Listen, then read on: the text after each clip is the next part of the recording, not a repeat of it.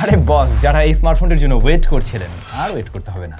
Realme 15 Pro 5G, Realme 15 Pro 5G, এবং already জানেন ওদের 15 সিরিজের ডিভাইসগুলো বাংলাদেশে অফিসিয়াল হয়ে গেছে সব, আর এটা হচ্ছে তাদের সর্বোচ্চ বড় ভাই। হ্যাঁ, এই ফোনটা আসলে কিন্তু দেখতে বেশ সুন্দর। পার্সোনালি আমার কাছে এটার ডিজাইনটা বেশ ভালোই লেগেছে। রিয়ার প্যানেলটা একদম ক্লোসি, শাইনি এবং দেখতে মার্বেল স্টোন কাট ওরকম একটা ব্যাপার স্যাপার আছে, ভালো লাগতেছে দেখতে, সোজা কথা। তবে এইটা নিয়ে আমি একটু কনফিউজড, এটা আসলে গ্লাস নাকি প্লাস্টিক? গ্লাসেরও ভাইব দেয়, আবার একটু প্লাস্টিকেও ভাইব দেয়, বুঝলাম না। তবে কোনো ধরনের স্ক্র্যাচ পড়তে দেখিনি আমাদের এই কয়েকদিনের ব্যবহারে। আর ফিঙ্গারপ্রিন্ট বসে না বললেই চলে, বসে মূলত দেখা যায় না, কারণ হলো এই প্যাটার্নটার কারণে ভালো লাগতেছে। আর যারা আমার মতো এই যেখানে তিনটা ক্যামেরা দেখে খুব বেশি খুশি হয়ে গেছেন, তাদের জন্য এক বালতি সমবেদনা, কারণ ক্যামেরা মূলত হচ্ছে এইটা আর এইটা, আর এই যে বড় জিনিসটা দেখছেন এইটা হচ্ছে গিয়ে দামি ক্যামেরা।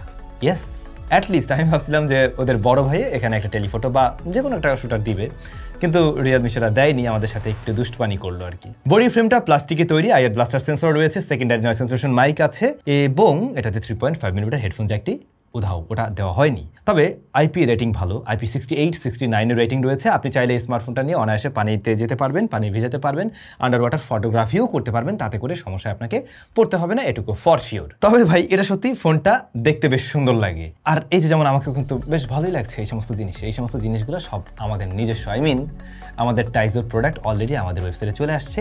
যারা ওয়েট করছিলেন তারা চাইলে এই ধরনের sweat shirt, hoodie, cap, yes আমাদের সবগুলো ক্যাপেই কিন্তু ওখানে চলে আসছে, আপনারা চাইলে দেখতে পারেন। ভিডিও ডেসক্রিপশনে আপনাদের জন্য লিঙ্ক এবং কুপন কোড বোধ দেওয়া আছে। রিয়েলমি এই ফোনটাতে একটা কার্ভড প্যানেল দিয়েছে, 4D কার্ভড বলছে ওরা, যেটা আমরা আগেকার দিনে যে একদম কার্ভড ডিসপ্লে দেখতাম ঠিক সেরকম নয়, তবে মোটামুটি হালকা পাতলা কার্ভ করা হয়েছে। ইভেন উপরের সাইড নিচের সাইডেও আপনি হালকা কার্ভড লক্ষ্য করবেন। এই ডিসপ্লেটার সাইজ 6.8 ইঞ্চ, যা ওলেড প্যানেল, 144Hz পর্যন্ত হাই রিফ্রেশ রেট দেয়।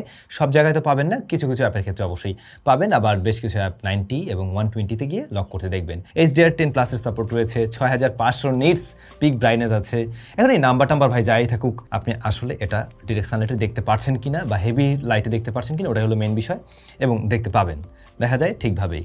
Corning Gorilla Glass 7 i protection করছে। তারপর আমি বলবো এর সাথে একটা প্রোটেক্টর ব্যবহার করবেন, সেটা গ্লাস হোক বা প্লাস্টিক হোক, হোয়াটএভার, এটা ব্যবহার করিয়েন। হোয়াইট ভাইন L1 এর সাপোর্ট রয়েছে, 4600 08 PWM ডিমিং সাপোর্ট করছে এই ডিসপ্লেটা। ওভারঅল স্পেক ওয়াইজ কিন্তু ডিসপ্লেটা বেশ ভালোর দিকেই থাকে, ভালোর কাতারেই রয়েছে। শেষে আপনি দেখুন ডিসপ্লের চিন বেজেল কিন্তু একদমই ন্যারো, তাছাড়াও সিমেট্রিক্যাল, যার ফলে মিডিয়া কনজাম্পশন, মাল্টিমিডিয়া কনজাম্পশন করুন বা যেটাই করুন না কেন, এই ডিসপ্লেটা দেখতে আপনার কাছে ভালো লাগবে এবং যথেষ্ট শার্প, কারণ এটা 1.5K রেজলিউশনের একটা প্যানেল, পিপিএও ভালো, আর বেশ বুস্টেড টাইপের একটা কালার দেয়, ভাইব্রেন্ট একটা কালার দেয়, যে কোনো কিছু দেখতে ভালো লাগে। ব্ল্যাকটা আবার পিওর ব্ল্যাক পাওয়া যায়। সব কিছু মিলে ডিসপ্লেটার আউটপুট নিয়ে আপনারা অসন্তুষ্ট হবেন না, এটুকু শিওর করে বলা যায়। ইভেন দাম অনুযায়ী, তবে অনেকের কাছেই হয়তো বা এই ধরনের কার্ভ ফ্ল্যাট ম্যাটার করে, ওরকম বিষয় থাকলে তো হিসাব আলাদা। রান করছে Realme UI 6 based on Android 15, এবং এটার ক্ষেত্রেও আমি শুনেছি যে 2টা মেজর আপডেট পাওয়া যাবে এবং 3 বছরের সিকিউরিটি আপডেট পাওয়া যাবে। আর প্রসেসর হিসেবে রয়েছে Snapdragon 7 Gen 4, UFS 3.1 হলো গিয়ে স্টোরেজ টাইপ 12/256GB ভ্যারিয়েন্টে বাংলাদেশ মার্কেটে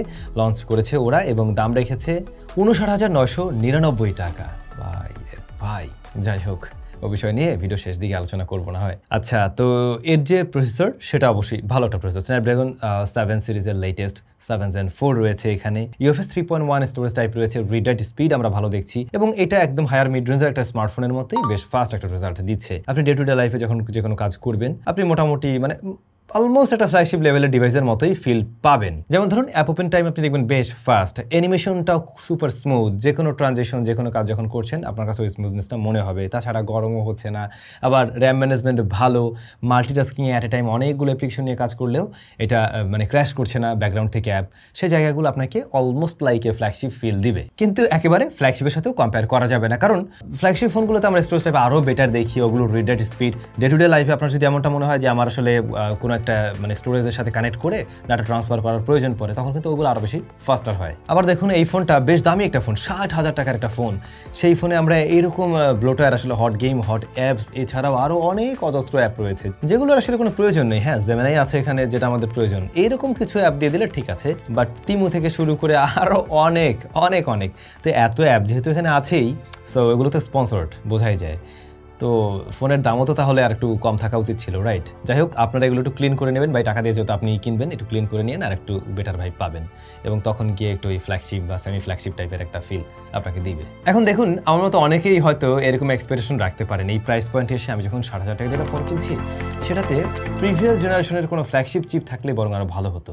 তখন গিয়ে আমি এটাকে মানে অ্যাকচুয়াল ফ্ল্যাগশিপ কিলার টাইপের ভাবে দাবি করতে পারতাম। বাট এখন কিন্তু এটা ওই হায়ার মিড রেঞ্জের একটা স্মার্টফোন হিসেবেই দাবি করতে পারবে নিজেকে, বাট দামটা আর কি ওই লেভেলে চলে গেছে। রিয়েলমি যদিও বা বলছে না এই স্মার্টফোনটা গেমিংয়ের জন্য খুব দারুণ হবে বা গেমিংয়ের জন্য ডেডিকেটেড কিছু, তবে এরকম প্রাইস পয়েন্টের ফোন কিনে অনেকেই গেমিং করবেন। আমরা দেখলাম যে হ্যাঁ, এটাতে গেনশন ইম্প্যাক্টের মতো গেমকেও হ্যান্ডেল করতে পারছে বেশ ভালোভাবে। কাস্টম গ্রাফিক্স 60 FPS আপনি প্লে করতে পারবেন, এবং এরকম সেটিংসে এটা একেবারে সুপার স্টেবল রেজাল্ট দিতে পারছে ব্যাপারটা এমন নয়।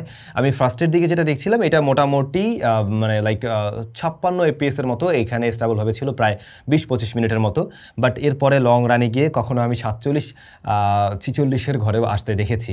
তবে অ্যাভারেজে বলতে গেলে আপনি 51-52 মতো পাবেন যদি লং পিরিয়ডে আপনি গেম প্লে করেন, লাইক আপনি 50-60 মিনিট 1 ঘন্টার কাছাকাছি গেম প্লে করেন, তখন অ্যাভারেজে ওরকম একটা জায়গা যাবে আর কি। তবে খুব আহামরি গরম হয়ে পারফরমেন্স একদম ড্রপ করে ফেলছে, হাতে ওরকম ফিল পাচ্ছেন কিংবা ওয়ার্নিং দিচ্ছে, এই জাতীয় কোনো প্রবলেম আমরা ফেস করিনি গেনশন ইম্প্যাক্টে। পাবজির ক্ষেত্রেও দেখলাম বেশ স্টেবল রেজাল্ট দিচ্ছে, বাট ওই আপনি যদি অন করে নেন রেকর্ডিং, তখন গিয়ে প্রেশার দেয় ফোনের উপরে, সেটা ফেস করবেন। গেম মোড আছে, সেখান থেকে আরও বেটার এক্সপিরিয়েন্স নেওয়া সম্ভব, আপনি সেগুলো ব্যবহার করতে পারেন। বাট আমি আসলে রেকর্ডিংয়ের জন্য এটাকে রেকমেন্ড করবো না যে রেকর্ড অন করে রেখে আপনি গেম প্লে করেন। কারণ হয় কি, তখন ফ্রেম রেট যতটুকু ওঠানামা করুক না কেন, ফোনটা গরম হয়ে যায়, একটু হাতের ভিতর আপনি সেই ফিলটা পাবেন যে আগের চাইতে বোধহয় একটু চেপে ধরছে আর কি, এটা বোঝা যায়। কিছুটা মাইক্রোস্টেটাল লাইকের দেখা আমরা পেয়েছি, তবে খুব দারুণ রেজাল্ট ছিল কিন্তু সিওডির ক্ষেত্রে খুবই স্মুথ একটা রেজাল্ট দিতে পারছিল কল অফ ডিউটি মোবাইলে, এবং এক্ষেত্রে ফ্রেম রেট একদম বলতে গেলে স্টেবলই, তাছাড়া গরমও ওই দুটো গেমের মতো অতটাও হয়নি। অফিসিয়াল ফোন হিসাবে যদি আমরা কম্পেয়ার করি, পারফরমেন্সের জায়গাটা মোটামুটি একটা অ্যাভারেজ পয়েন্টে আছে। বাট ক্যামেরার কি অবস্থা? স্মার্টফোনটির রিয়ারে 50 মেগাপিক্সেলের দুইটা শুটার আছে, দুইটাই 50 মেগাপিক্সেল করে। মেইন শুটার হলো IMX896 এবং ওয়াইএস আছে কিন্তু এখানে, যেটা ছোট ভাই আমরা পাইনি। পরবর্তী শুটার হলো কি আলট্রা ওয়াইড, যা 50 মেগাপিক্সেলের, এছাড়াও ফ্রন্ট ফেসিং ক্যামেরাও 50 মেগাপিক্সেলেরই শুটার রয়েছে। 4K 60 FPS এ ভিডিও রেকর্ড করতে পারে বোথ সাইড। সো বোঝা যাচ্ছে এই স্মার্টফোনটার ক্যামেরাতেও বেশ কিছুটা ফোকাস দেওয়া হয়েছে, যদিও বা টেলিফটো নেই।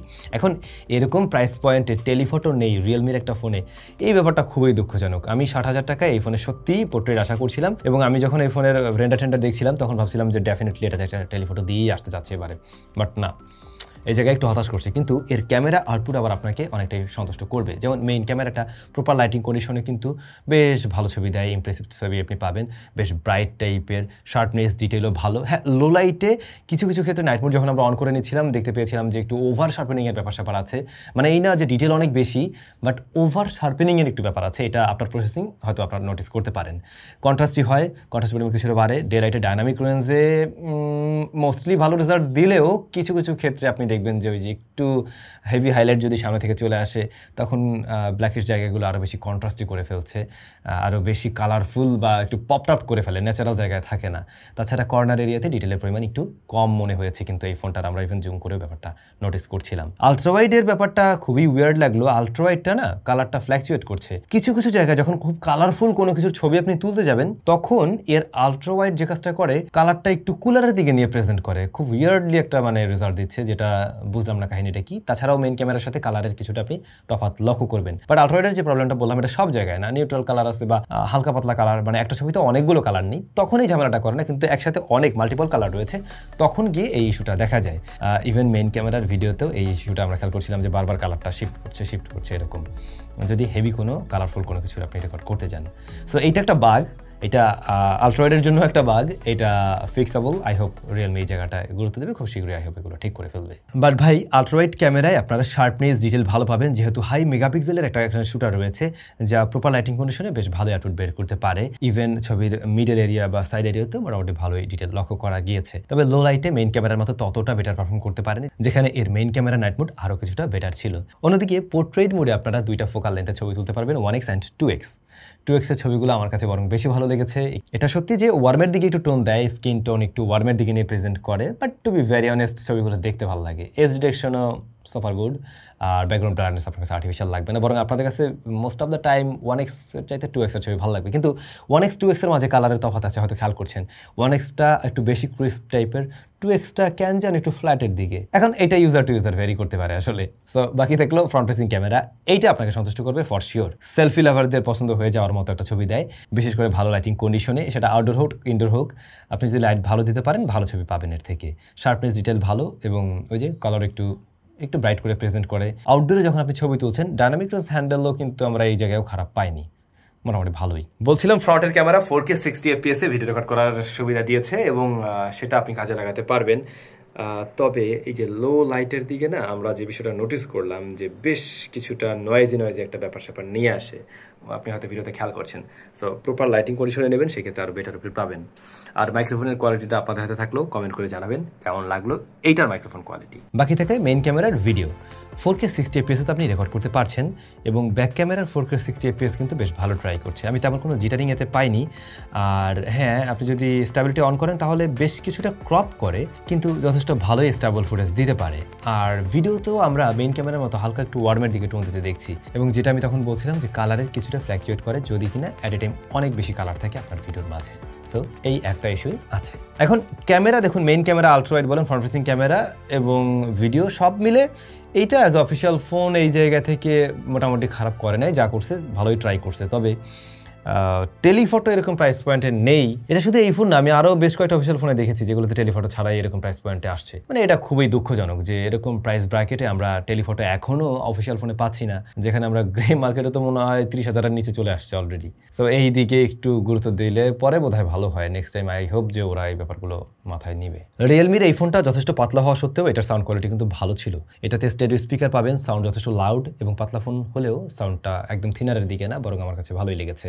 ইয়ারপিসের সাউন্ড ভালো আছে, নেটওয়ার্ক রিসিপশনে কোনো সমস্যা নেই, 5G enabled device, under display fingerprint scanner আছে, এটা যথেষ্ট ফাস্ট অ্যাকুরেট। আর 7000 mAh এর ব্যাটারি অ্যান্ড 80 ওয়াটের চার্জিং সিস্টেম। প্রায় 1 ঘন্টার মতো লাগে এটাকে ফুল চার্জ করতে আর কি। 25 মিনিটে আপনি 50% চার্জ করে নিতে পারবেন, চালাতে পারবেন 1.5 দিনের মতো। এসওটির ক্ষেত্রে বলতে গেলে প্রায় 8 ঘন্টা প্লাস অনেক ক্ষেত্রে, মানে এটার ইউজার টু ইউজার ভ্যারি করে, বাট 2 দিন চালাতে পারবেন, ওই ব্যাপারটা মাথায় না রাখলেও হবে। এই ফোনটাতে বেশ কিছু এআই এর ফিচার্স রয়েছে ক্যামেরার ক্ষেত্রেও, এমনকি আপনারা ওই যে ছবি তোলার পরে সেগুলোকে আপনি এআই এর মাধ্যমে প্রসেস করতে পারবেন। আপনি যদি চান আপনার এই সোয়েট শার্ট চেঞ্জ করে এখানে একটা জ্যাকেট পরে ফেলবেন, হ্যাঁ, ওটা বললে কমান্ড দিলে সেটা করে দেবে। আপনি প্লেস চেঞ্জ করতে পারেন।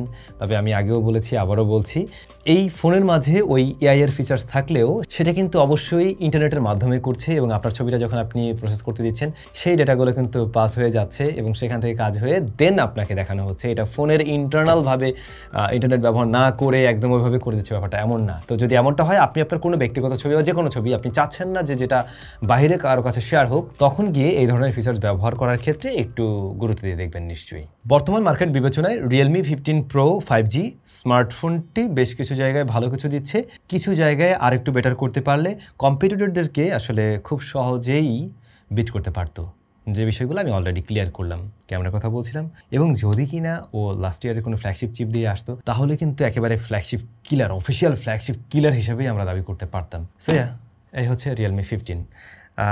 রিয়েলমি দাম একটু কমে রাখলে ভালো হয় আর কি। আপনাদের কাছে কেমন লাগছে কমেন্ট করে জানাবেন। দেখা হচ্ছে নতুন ভিডিওতে। Till then take care.